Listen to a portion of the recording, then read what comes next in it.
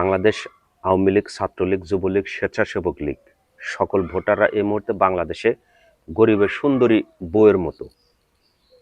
গরিবের সুন্দরী বউ যেমন সবার একটা অধিকার আছে তার প্রতি একটা খায়েশ মেটানো, ঠিক একইভাবে বাংলাদেশে আওয়ামী লীগের সকল ভোটাররা গরিবের সুন্দরী বউয়ের মতো পরিণত হয়েছে।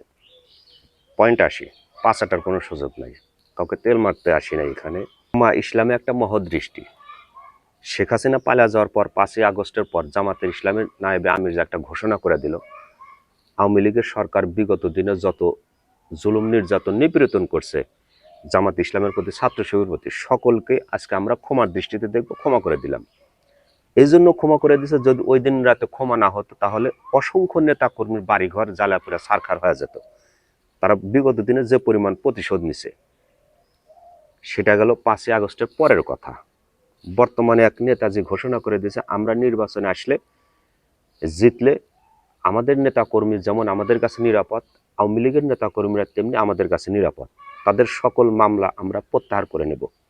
পাচাটার কোনো সুযোগ নাই। একটা দলিল দেখাই, বিগত আওয়ামী লীগের শাসন আমলে তারা নেতা কর্মীরা বিরোধী দলের প্রতি যেরকম মনোভাব ছিল, বিএনপি হচ্ছে পাকিস্তানের দালাল পার্টি। বিএনপি হৃদয়ে পাকিস্তান, বিএনপির চেতনায় পাকিস্তান।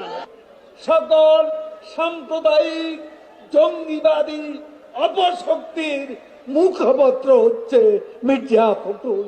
জিয়া খুনি, খালেদা জিয়া খুনি, তারেক জিয়া খুনি, একটাকেও ছাড়বো না, এটা হলো বাস্তব কথা।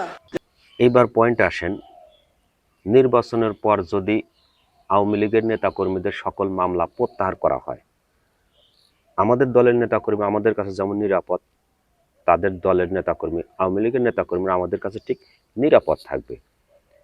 এটাই যদি হয় তাহলে ডক্টর ইউনূস স্যার সাময়িকের জন্য সে একটা সরকার, তার প্রশাসন কেন তারা আজকে আওয়ামী লীগ ছাত্রলীগের প্রতি এত মার মুখে অবস্থান নেবে? তারা তো ঘোষণা করেই দিছে নির্বাচনের পর তাদের সকল মামলা আমরা প্রত্যাহার করে নেব এবং আমাদের দলের নেতাকর্মী যেমন আমাদের কাছে নিরাপদ, তারা আমাদের কাছে নিরাপদ থাকবে। তার মানে লোহা লোহায় থাকবে, মাঝখান থেকে কামার হবে দোষী।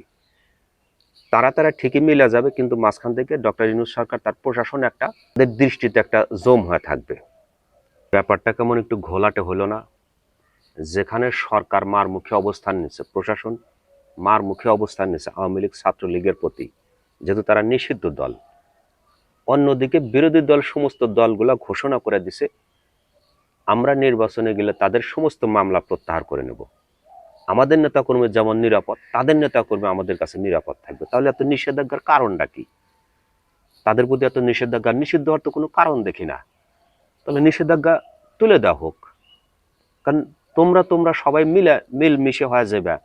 তাদের ভোট পাওয়ার জন্য তাদেরকে এরকম অফার করতেছো, তোমরা সবাই মিলে যাবে, অথচ মাঝখান থেকে প্রশাসনকে একটা দায়ে ফালাইবে। ভালো থাকবেন, সুস্থ থাকবেন, আল্লাহ হাফেজ।